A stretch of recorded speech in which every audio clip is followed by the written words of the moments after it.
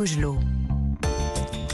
6h52 sur Europe 1, le conseil lecture de la librairie Mola à Bordeaux avec Stéphane Place. Bonjour Stéphane. Bonjour Lionel, bonjour à tous. Alors aujourd'hui Stéphane, vous nous proposez une plongée dans le monde de l'espionnage. Et pas pour lire une fiction, mais une histoire qui a marqué les mémoires puisqu'elle a débouché sur les condamnations en justice de 2 anciens agents du renseignement français.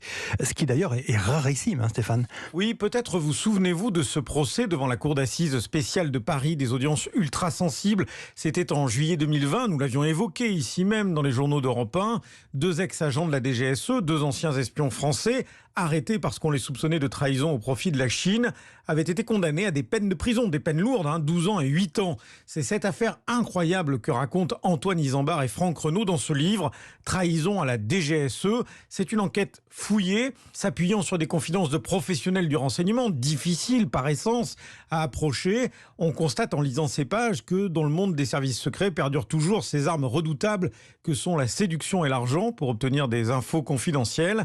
Amandine Pierrard est libraire chez Mola. C'est un style d'écriture très vif qui se lit comme un polar en effet parce que c'est très haletant, c'est très prenant. Corruption, échange d'argent, histoire et secret d'État. Et on voit que cette trahison, elle s'est pas faite du jour au lendemain. Et donc on voit toute la manipulation en fait qui peut se faire entre les différents pays et c'est assez du coup effrayant. Il faut bien le dire, des affaires de trahison jugées devant les assises, c'est très rare. Franck Renaud, l'un des auteurs de ce livre, explique comment et pourquoi celle-ci s'est retrouvée devant la justice. Bernard Bajolet, qui est alors patron de la DGSE, qui est un diplomate, qui a été ambassadeur dans de nombreux pays.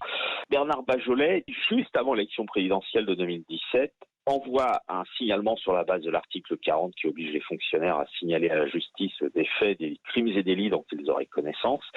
Et il envoie un signalement pour dire, voilà, j'ai 2 retraités de la DGSE qui ont été pris la main dans le pot de confiture. Et effectivement, il veut, en saisissant la justice, obligation qu'il a, mais il veut à la fois donner un signe en interne en disant aux 7000 agents de la DGSE, attention, ne succombez pas aux tentations que l'on peut vous présenter, parce que ça se finira mal. Il envoie aussi un signal à la partie chinoise qui avait un peu tendance à se croire en terrain conquis en France, et il leur envoie un signal pour dire attention, on vous voit, calmez-vous. Les 2, là, Henri et Pierre-Marie, sont en l'état depuis 1945 les 2 seuls agents du service de renseignement extérieur de la France à avoir été condamnés pour effectivement trahison. Et c'est pour ça qu'on a voulu raconter cette histoire parce que elle est unique. Il y a dans ce récit captivant, Trahison à la DGSE, un parfum de guerre froide, une ambiance digne de la remarquable série Le Bureau des légendes. Mais là, c'est pour de vrai. Effectivement, Trahison à la DGSE de Franck Renaud et Antoine Isambard, c'est publié chez Stock. Merci Stéphane, à tout à l'heure. À suivre, la météo.